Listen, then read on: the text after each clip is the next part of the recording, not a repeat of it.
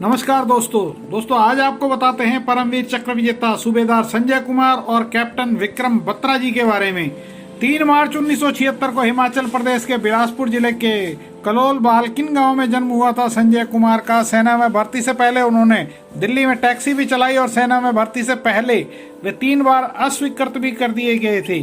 सेना में भर्ती होने का सपना लिए अपनी लगातार कोशिश में आखिर 26 जुलाई 1996 को उनका फौज में आने का सपना पूरा हुआ। कड़ी ट्रेनिंग के बाद उन्हें 13 जम्मू एंड कश्मीर राइफल्स में तैनाती मिली। 4 जुलाई 1999 को राइफलमैन संजय कुमार को उनकी यूनिट के साथ मशकोह घाटी में .4875 के फ्लैट टॉप पर तिरंगा फहराने का आदेश मिला।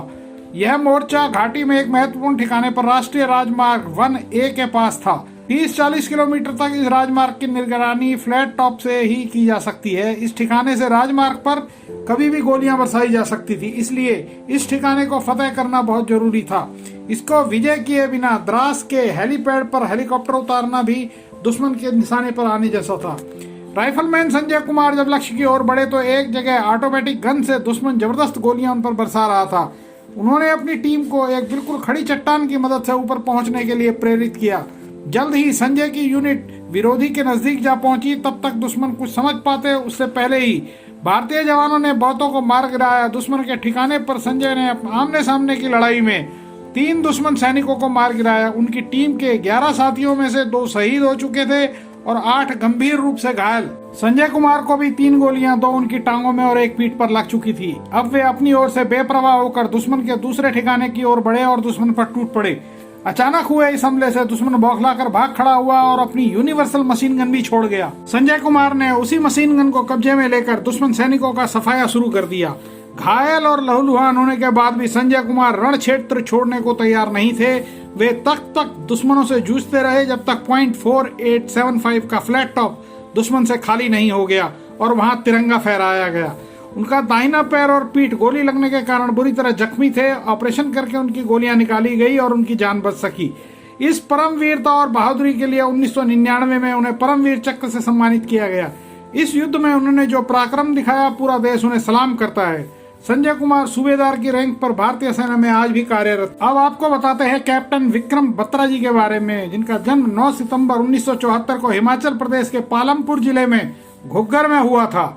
उनके पिता का नाम GL बत्रा और माता का नाम कमल कांता बत्रा है। वर्ष 1966 में विक्रम ने इंडियन मिलिट्री एकेडमी देहरादून में दाखिला लिया। उन्हें 6 दिसंबर 1997 को जम्मू कश्मीर के सोपोर में भारतीय सेना की 13 जम्मू कश्मीर राइफल्स में लेफ्टिनेंट के पद पर नियुक्ति मिली।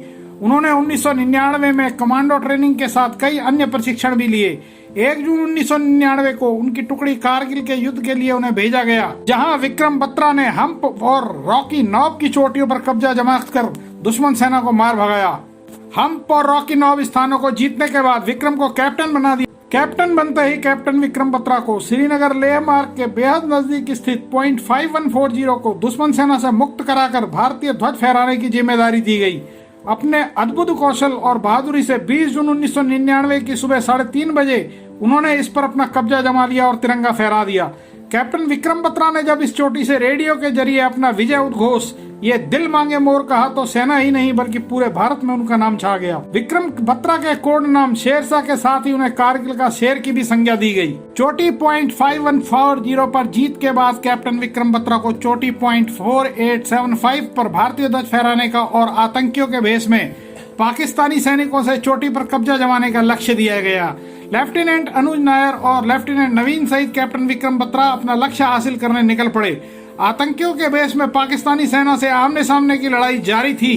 गोलियों की बौछार के बीच लेफ्टिनेंट नवीन के पैर जख्मी हो चुके थे। तब अपनी जान की परवाह न कर लेफ्टिनेंट अनुज नैयर के साथ उन्होंने कई पाकिस्तानी सैनिकों को मौत के घाट उतार दिया था। मिशन लगभग पूरा हो चुका था, लेकिन लेफ्टिनेंट नवीन को बचाने के लिए वे उसे घसीट कर पीछे ला रहे थे, तभी उनकी छाती में गोली लगी। वे जय माता दी कहते हुए 7 जुलाई 1999 को शहीद हो गए। उनके इस असाधारण नेतृत्व से प्रेरित होकर उनके साथी जवान प्रतिशोध लेने के लिए शत्रु पर टूट पड़े और शत्रु का सफाया करते हुए .4875 पर उन्होंने कब्जा किया। कैप्टन विक्रम बत्रा, जिन्होंने कहा था लहराते तिरंगे के पीछे आऊंगा या तिरंगे में लिपटा हुआ आऊंगा, पर मैं आऊंगा जरूर। कैप्टन विक्रम बत्रा 9 सितंबर 1974 को पैदाइश, 7 जुलाई 1999 को शहीद, मात्र 25 वर्ष की आयु, जोश से भरा हुआ सबका चहेता लड़का, जिसके मरने से पहले अपने बहुत से साथियों को बचाया। कैप्टन विक्रम बत्रा के बारे में इंडियन आर्मी चीफ ने कहा था कि अगर वो जिंदा वापस आता तो इंडियन आर्मी का हेड बनता। कैप्टन विक्रम बत्रा ने शत्रु के सम्मुख उत्कृष्ट वीरता तथा उच्चतम कोटि के नेतृत्व का प्रदर्शन करते हुए भारतीय सेना की सर्वोच्च परंपरा के अनुसार अपना सर्वोच्च बलिदान दिया। इस अदम्य साहस और वीरता के लिए कैप्टन विक्रम बत्रा को 15 अगस्त 1999 को भारत सरकार द्वारा मरणोपरांत परमवीर चक्र से सम्मानित किया गया। कैप्टन विक्रम बत्रा अंतिम परमवीर चक्र विजेता भारतीय सेना के। नमन है ऐसे वीरों को। जय हिंद की सेना। अगर आपको वीडियो में दी गई जानकारी अच्छी लगी हो तो वीडियो को लाइक करें और चैनल को सब्सक्राइब करें। साथ ही बेल आइकन की घंटी प्रेस करें, जिससे आप हमारी कोई भी वीडियो मिस न कर सके। धन्यवाद। नमस्कार।